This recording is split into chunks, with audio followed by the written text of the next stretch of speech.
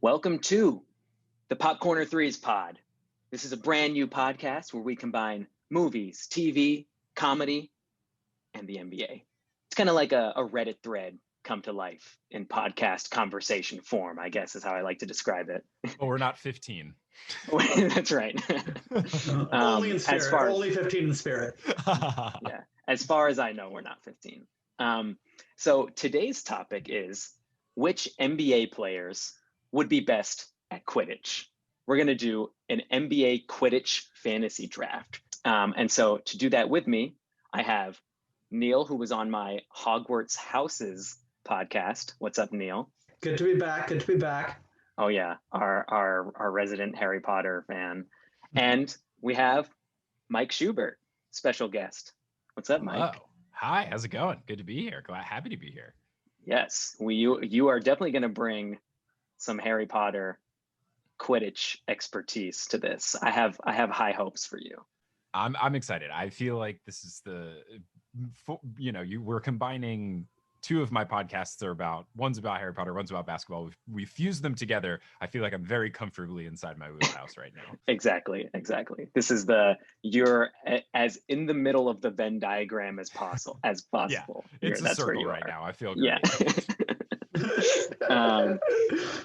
All right. So the way we're going to do this draft is we're going to go Neel, Mike, then me, and we're going to do snake style. Not only, of course, do you have to make your pick, but you also have to explain what position they're playing and why you think their NBA skills would translate to that position. Mm-hmm. So I guess without further ado, Neel, you're on the clock. All right. So I'm going to start at Chaser, but I do think when you're assembling a team of Chasers, you do need a distributor type, like someone who can pass, point guard style, but also because bludgers are a big part of the game, you need someone like big, physical, strong. So I'm going to go with a fairly obvious pick with the first overall pick at St. Vincent St. Mary's High School for Chaser, LeBron James. Oh, man. You went way obvious. I was going to say, what are you going to do when, Father Time catches up with your main Chaser in a few years? You're trying to win now, clearly. Right. I'm going for one season. I'm getting the title now. Mike, you're on the clock. Okay, well, my Harry Potter expertise has told me that the only position that matters is seeker. Nothing else matters. So I'm picking a seeker, and I'm going to make sure I can get this guy so no one else takes him. You got to be able to reach. You got to have length, but you also need speed, agility, or whatever. So clear choice for me is I'm picking with my first draft pick. I'm selecting Giannis Antetokounmpo out of Greece for my seeker, just because with the athleticism and the length of that one, good luck if you're in the little side-by-side thing, like when Harry and Draco are chasing after a snitch, trying to take that from Giannis, it's not happening. Big hands, big arms. I feel like he's a lock. That is a great point. Yeah, you are right. Yeah, but you are right in that Quidditch is a very poorly designed game, and it's a plot device to make Harry the hero. Yeah, not a good sport when one position is inherently more important. It'd be wild if in basketball it was if the point guard makes a three, it's actually worth 6. Exactly. No, I like the pick. I definitely think it's smart going seeker first. My one thing I'm thinking about is, Giannis is definitely fast, but I'm trying to think about the broom speed when you're picking a slightly bigger guy. Harry is an ideal seeker. He's only 5'5", Mm-hmm. So yeah. I guess I was figured everyone's gonna be big. At least he's got the athleticism, and he's not so big. We're not talking Embiid or Jokic. Yeah. No, as far as he's long, but he's not exactly. Broad. I was going for gangliness was my play. Yeah, wingspan in Quidditch probably plays a big role. All right. With the third overall pick in the NBA Quidditch draft, I'm going to use the same philosophy as Mike. I also wrote down that clearly seekers are way too important. You have to take them in the first round, which is also a fun fact when I was doing my research. Apparently, in the World Cup in Goblet of Fire, Victor Crumb catches the snitch but they were down by like 160 or something, and so Which they was lose. just a horrible decision. You just wait. Like, you're going to let your team catch up first, Victor. So silly. Yeah, clearly Crumb was like has all the star power, but something the Quidditch IQ is not there. Not there. That's like a J.R. Smith game 1 NBA Finals. Exactly. Well said. But I think the real takeaway from that match is that Fred and George are genius gamblers. Oh Yes. yeah, they need to get all over FanDuel, Fred and George. All right, so with the 3rd overall pick in the Quidditch NBA draft, I'm drafting De'Aaron Fox as my Whoa! Ooh. Very high pick for Fox. Wow. Yeah, I mean, obviously. Wow. Are you from Sacramento? No. So obviously, De'Aaron Fox hasn't even been an NBA All-Star, so it might be a question why I'm picking him this high. But I'm pretty sure like he's kind of consensus like the fastest player in the NBA, and seekers are all about speed. And like, yeah, and I just feel like, again, if I can be down by 140 points, but De'Aaron Fox can be faster than your seeker and he can catch the snitch and I can win, then that's really what I'm worried about right now. And so for me, it doesn't feel like a reach. And also he's pretty young. So, you know, if I'm building around De'Aaron Fox as my seeker moving forward, I don't have to worry about, him aging out of the position. I like it. I like the reasoning. All right. Yeah. All right. All right. I'm going to pick next. We're going snake style. So now I am going to go chaser like you did, Neel. And with the 4th overall pick in the NBA Quidditch draft, I'm going Bradley Beal. Oh, okay. Yeah. Buckets. And this is kind of just one of those things where the explanation is really simple.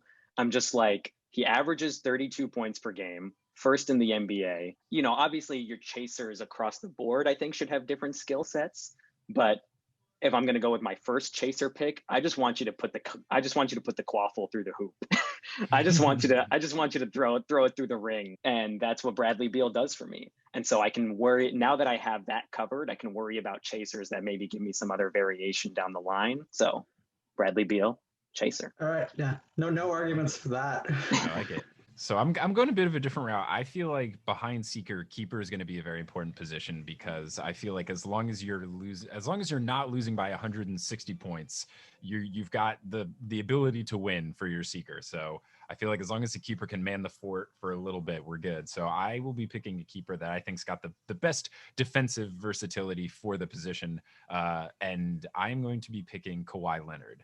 I was deciding between like Leonard or Gobert, but I feel like Gobert makes more sense for a one hoop based game basketball as opposed to a 3 hoop based game. He's not the fastest guy. Yeah. So I figured the combination of Kawhi's length, his giant hands, his speed, I feel like he could be a very good keeper. And then also, like, he does have offensive ability. So even though the keeper doesn't necessarily facilitate scoring in Quidditch, he could at least do nice outlet passes and jumpstart the offense. So I feel like to block all those rings, I'm getting the claw with his big ol' hands. I like it. It's true. The 3 rings in Quidditch are like pretty far apart. Like when you look at the, when you look at the pitch. You gotta have some agility. Yeah, for sure. My favorite is when the keeper, like, they make a save with the broom and use the broom to hit the quaffle to one of the. That's like the outlet Fun pass. Stuff. That's the Wes Unseld Kevin Love outlet pass. Is like using the broom. The baseball pass.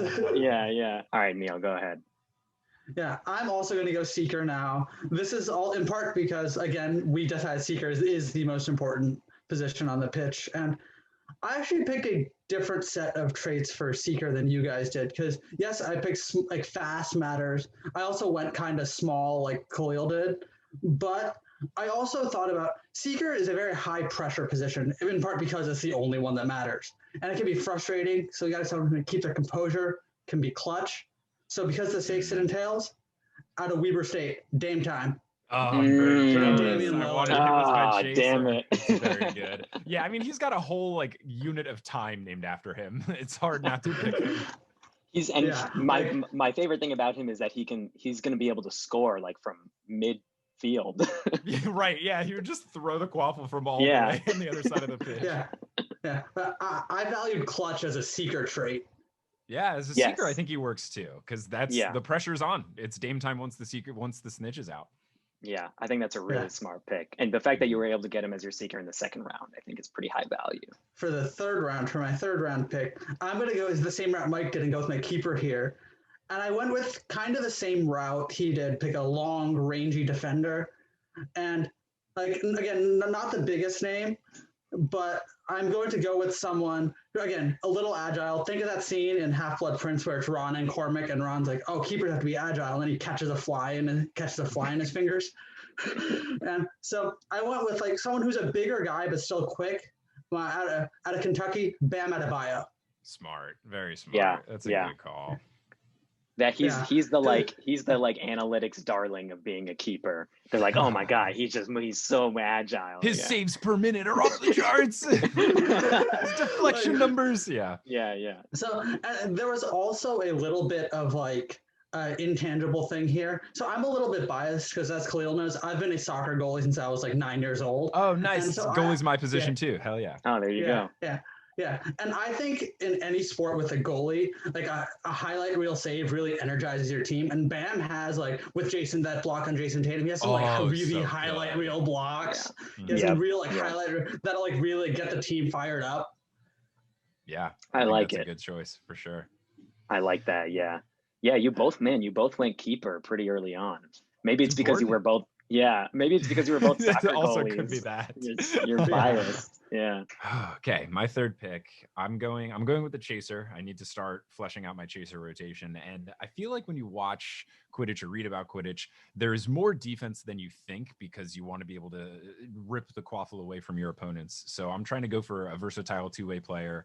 Again, I'm going with my lanky long boys, and I'm picking Kevin Durant with my third pick. I feel like he gives you that offensive versatility where he's so big he can throw the quaffle over anyone, but he also has great defensive numbers. So if he needs to try to get that quaffle back in possession, he can do it. So as a two-way threat, I feel pretty good about Mr. Durant. Yeah, that's a great pick. Yeah, I actually, for that same reason, had Kawhi Leonard down as one of my chasers, so I'm gonna have to rethink that. Yeah, I have to do a lot of rethinking on my chasers because you're taking all the two-way guys, Mike. It's a two-way sport. It is completely a two-way sport. Except until the snitches fit into factor, and then then nothing matters. It's a one-way, one-person sport. I'm going to go, so I'm actually just going to use my 2 picks here to finish out my chaser rotation. Okay. And you might say that I'm maybe valuing the chasers too much, but I just feel like, there is something that's so physical about the other positions in Quidditch, and chasers are so much more skill-based that I feel like I need to take my chasers higher. So with my next pick, I'm going to go Steph Curry. And I just feel like, why not? I'm pretty happy that I'm actually getting him this late. He's a great leader. And so obviously right now on my team, I have Darren Fox and Bradley Beal, who are both super skilled guys, but I kind of am still looking for the heart of my team. And I think that's what Steph could be. He's 33, so he won't be around forever, but he'll definitely still be able to, score for a long time. He's like the best shooter of all time. And that guy, I want that guy to be a chaser for me, so while Bradley Beal is getting buckets in all types of ways, Steph can be more of this long distance threat. I even feel like Steph he has some seeker potential too. If for some reason I need to shift him over, but so Steph is my chaser number 2. And as your team is like very small so far, like bludgers could have bludgers could take your team down right now so far. Yeah.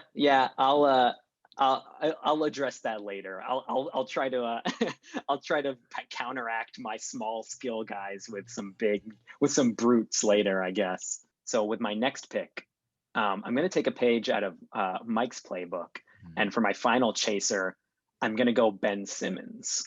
Ooh, okay. And so obviously he's not going to specialize in actually scoring the quaffle, but he's going to do this thing that Mike was talking about with Giannis, where, I think so much of part of being a chaser that's not talked about is playing defense. And what comes to mind is like Angelina Johnson on Gryffindor. Like how many times in the movies did we see her get like the Quidditch equivalent of a pick six? You know what I mean? It's like an interception, take it coast to coast. Score. Yeah, one person fast break, score on the other end. God, and what I think badass. Yeah, she's great. And I think that like that's like really the Ben Simmons vibes I'm getting. Is that he'd not only would he be able to dish it to Curry and Beal, but also he finally gives me some length, some physicality that I need for like the two-way chaserness. So I feel like because I was able to get him, I feel a little bit better about my kind of smaller Curry Beal front men. So yeah, Ben Simmons rounds out my chasers. All right, so for my next pick, I will be taking another chaser. I feel like immediately after getting Kevin Durant on the team, I really need to address team chemistry so that we're not a bunch of grumpy, melodramatic boys. So I need someone that not only is going to bring some skill to the table, but also is going to bring the right mentality to the team. And this is a guy who, whatever team he's on, outperforms their expectations. And then immediately once he leaves, the team crumbles and falls to nothing. So for my next pick, chaser, I'm picking Chris Paul. I'm taking CP3. I feel like he can facilitate the offense. He can also be really annoying for the referees. That's always he's like one of the ultimate like hate to play against him, love to have him on your team guy. And I feel like he can really be the distributor on the team, but then also make sure that we've got that like pedigree of the right mentality and no grumpiness emanating from Mr. Durant. Yeah. And what's great about Chris Paul is I actually have him on my big board on my list. I actually have him as a beater, which just goes to show you like his physicality. So I think he's perfect for Quidditch. Right. I'm with my next pick. I'm also going to go chaser, and I'm going to go the same vein. Both of you guys have gone pick a two-way chaser. Actually, going off my board for this one. But also like Chris Paul, a guy who's I guess he very much love to have him on your team, hate to face him. Very much like team when he leaves, teams are just not as good anymore. I'm gonna go with Jimmy Butler. No, I wanted him next.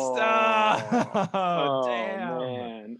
Oh, incredible. Gosh. Yeah. Great pick. Like you saw what he did with the Heat last year, and what he did in Minnesota, what happened in Minnesota when he left. Even in Philly with Simmons and Embiid, Butler was the guy with the ball on his hands. Oh man, so jealous. Gosh, he's like torn between CP3 and Jimmy. God. Oh man, those are both great, especially great mid-round picks. Jimmy is he's like the Slytherin character that like knocks you off your broom and then smiles to camera and has like crooked teeth. Forget that Marcus Flint. I think that guy Marcus was. Flint. Yes. The guy who had a little troll blood in him. Oh, great good pick. Good choice. Yeah. With my next pick, I think I'm going to the first beater off the board. Oh, okay. Here we go. And I'm going. So I think there's two kinds of beaters. There's like the defensive beaters whose job is like either attack, hit the chaser, get the chasers to like break up a set, or like if the seeker's going to have to snitch to distract that. And then you have your retaliatory enforcer beater. Mm-hmm. And that's who I'm picking right now. So it's a little bigger, a little slower, but just in terms of enforcer value, grit value, there's just no competition for this guy. Steven Adams. Smart, very smart. Oh, pick. nice. Yeah, that's nice. I had him pegged as beater, but yeah, good choice. Good choice. So he's pretty much playing beater for the Pelicans right now. I don't think he's their starting center. I think he's just the beater. My next pick, I think I'm also going to get a beater in the mix, just because I want to make sure I've got at least one person in there I feel really, really good about.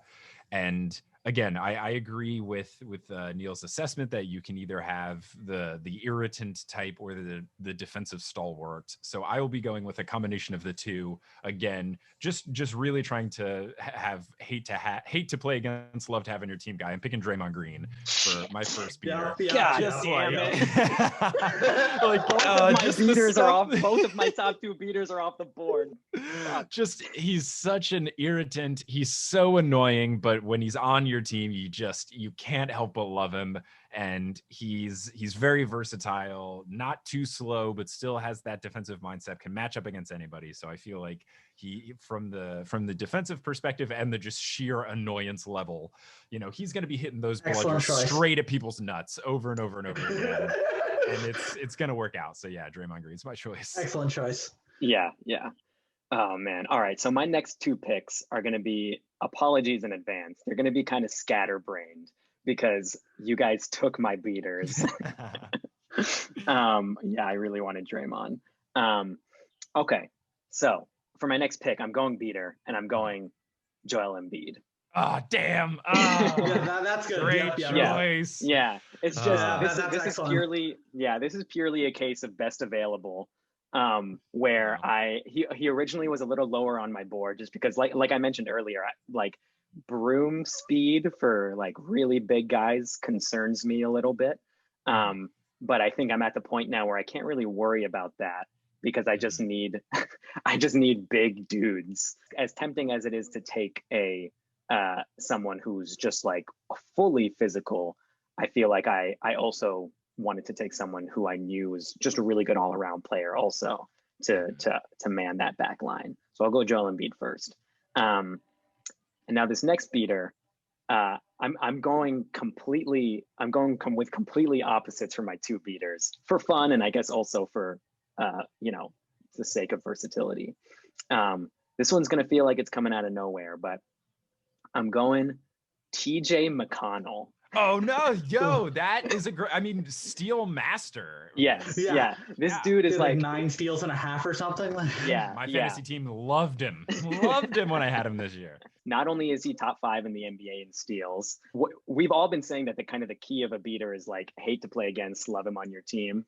And I think he's one of those. Yeah, absolute pest. Yeah, and I think you need accuracy if you're hitting the bludger at the opposing team. And TJ McConnell also is really good at assists, so that he's accurate as well. And so yeah, I really like my 1-2 punch with beaters now, where I've just got my huge Joel Embiid and then my like tiny, like he'll zip under you and like do something unexpected TJ McConnell. Okay, very good choice. I'm gonna go with the beater again. I similarly to what you just did, Khalil, I want someone to kind of like offset my previous beater choice. So I've already got like annoying, stocky, irritant in Draymond Green. So now I'm going for just like lanky, athletic, maybe not as intense guy, but has those physical abilities and the defensive abilities. And I'm picking Anthony Davis.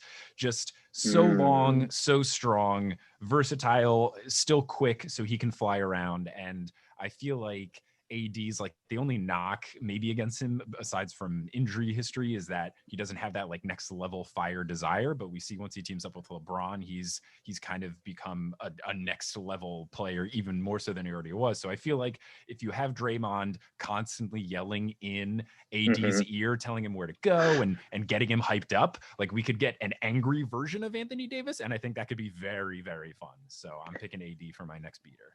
And your team has Chris Paul too. So if Draymond doesn't get beaten in, Chris Paul will. Yeah. I'm really balancing out that Kevin Durant pick with as much positive energy. We've got like positive energy of Giannis. Kawhi's not going to say anything. And CP3 and Draymond will just be like yelling at everyone to make sure they're on the same page. Yeah. I think that's a good pick. Again, just always with AD, health permitting. I like that no matter what sport we're talking about, it's like, well, AD could be great. If he stays healthy. All right, so I'm about to make my last 2 picks. Still need a chaser and a beater. First 2 chasers were LeBron and Jimmy Butler, 2 like more all-around kind of versatile guys, like as a passer, scorer. This one I'm going with more a very flair-based, creative chaser. Going to find all kinds of ways to score. Kind of also a little bit of a trash talker, and a little bit of foreign flair, like get a little different country's Quidditch culture in there. So my last chaser, Luka Doncic. By trash talk, did you mean arguing with the refs? Pretty much. Such a baby. yeah. I put last week. I put Luka and Slytherin for that exact reason. Yeah. I mean, I'm very biased because as a Knicks fan, I just want the Mavs to lose every basketball game that they play because I have a vested interest in it now too because we have 2 other picks. But man, that guy's such a whiner. But yeah, he makes sense he's very good. So a good choice. Yeah. I mean, and talk about someone who's just like can really orchestrate the offense. I mean, people are calling him a genius already, and he's like 20. So yeah, he's so creative is the biggest thing. Yeah, definitely.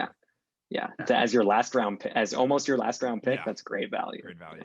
Yeah. There's a couple people I couldn't pick on principle, and he's one of them.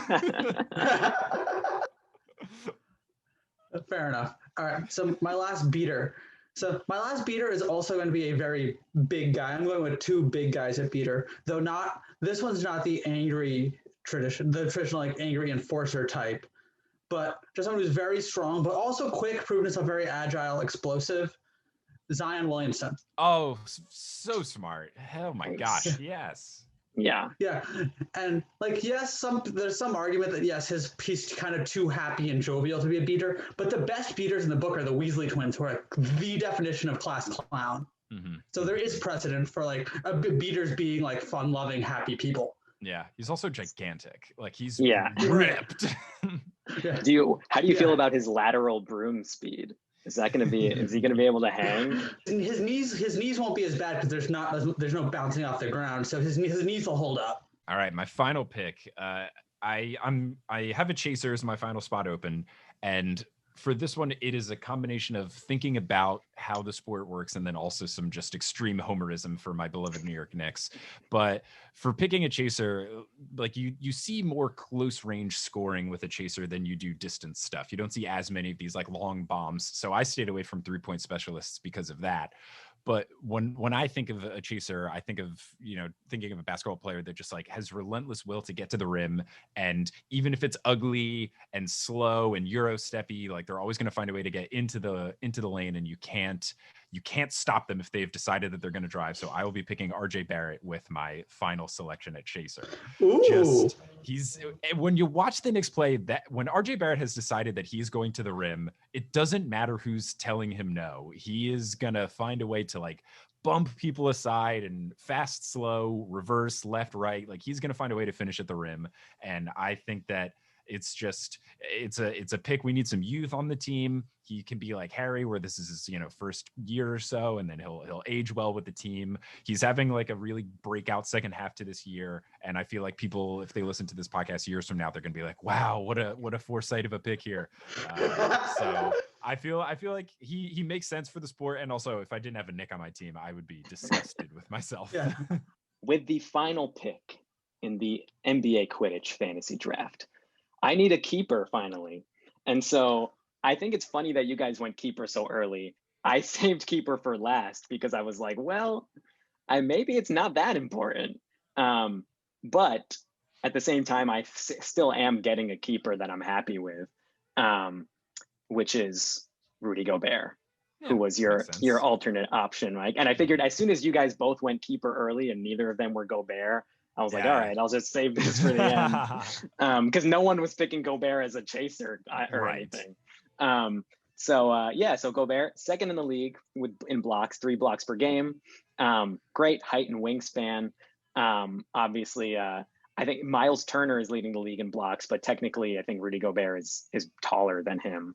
And so you're just getting pure physique there. And also, like, obviously, Mike, you mentioned that it would be a little tough for him to cover all 3 rings, but I think that his instincts as a defender could get it done. Because again, it's not like we see other guys who are just as big but aren't always, or don't affect their team defense as much. You know what I mean? Like there's Miles Turner who gets more blocks, and there's like even like Clint Capella, who's like one of the leaders in blocks and things like that. But like the Hawks defense sucks, and maybe until their recent winning streak. But like, so I think that's what I like about Gobert is that he almost in a way he could be the quarterback of the defense and like lift up the play of my beaters. Orchestrating where the players need to be. Yeah. And I've got Embiid as a beater and Gobert as a keeper. I feel pretty strongly about that. All right, I'll start and we'll recap our rosters. to end it off here. So seeker, De'Aaron Fox. Chasers, Bradley Beal, Steph Curry, Ben Simmons. Beaters, Joel Embiid, TJ McConnell. Keeper, Rudy Gobert. So I've got, for my seeker, I've got Giannis Antetokounmpo. My 3 chasers are Kevin Durant, CP3, and RJ Barrett. My beaters are Draymond Green and Anthony Davis. And my keeper is Kawhi Leonard. I also love that none of us picked James Harden. Personality. He was next on my seeker list. Yeah. But he might fly off and just like, leave for a couple minutes if you don't make him happy. You never know. Yeah. All right. So my guys, my seeker, Damian Lillard. Chasers, LeBron James, Jimmy Butler, Luka Doncic. Beaters, Steven Adams, Zion Williamson. Keeper, Bam Adebayo. Man, you got a scary team. You have a physical team. I feel like I have lanky team, and you have just like bruised, beat 'em up team. Yeah. Khalil's team is quick and agile. Mike's team is more versatile two-way, and I've got the brutes. Yeah, it's funny how that worked out. Yeah, we really you got the team when like Slytherin in like book 3 or whatever, when they like swap out all the big dudes just to mess with the Gryffindor team. That's the team you're rocking with. My backup for seeker was Russell Westbrook, just because of like the pure intensity. Just like he would not quit until he caught the snitch. Right. Yeah, I have the exact same thing. Russell Westbrook was my backup seeker also. Yeah. If I didn't get Giannis, I would have picked Russ. But yeah, I feel like Kyrie would like during a game, he'd be like, actually, if you think about what the Death Eaters are saying, it kind of makes sense. So you'd be like, Kyrie, no, no. Voldemort kind of has a point. Yeah. All right, guys. That was really, really fun. That was awesome. Thanks for joining me. We'll definitely do another one of these some point soon. But until then, thank you very much.